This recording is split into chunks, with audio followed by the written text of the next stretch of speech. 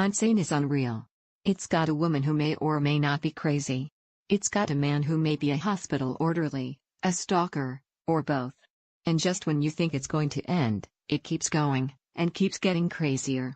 Oh, and it was shot on an iPhone. Actually, that's probably the least loony thing about Steven Soderbergh's surprisingly entertaining movie. After prematurely announcing his retirement a few years ago, he had to find ways to get jazzed again. Making a movie on a cell phone was sure one idea. Another was diving into high-concept genre pictures, like the heist movie Logan Lucky. This time it's an old-fashioned snake pit shocker, with creepy patients, creepier doctors, psychedelic drugs and several grisly murders.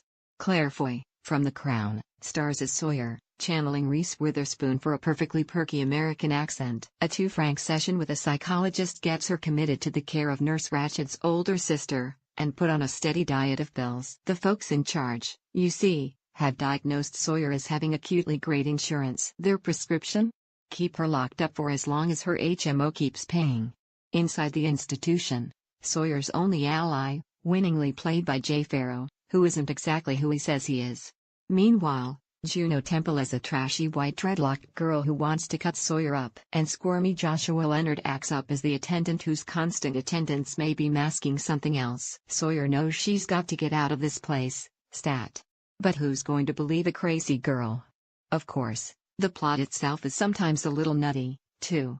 There's more than one truly unbelievable coincidence. There's also a very long speech about men and women and sexism that sounds an awful lot like two male screenwriters shouting #MeToo too.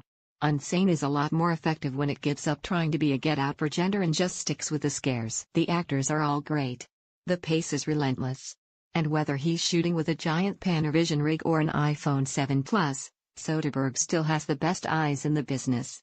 Wild wide angles, extreme close-ups and oversaturated colors bring us right into the nightmare. Add a welcome guest appearance by Amy Irving, and a surprise cameo by an old Soderbergh pal, plus some sly nods to Shock Corridor and Alfred Hitchcock presence, and you have a movie that's flawed, but still furiously entertaining. Looking for a good, weird little thriller? Go ahead, give Unsane a try.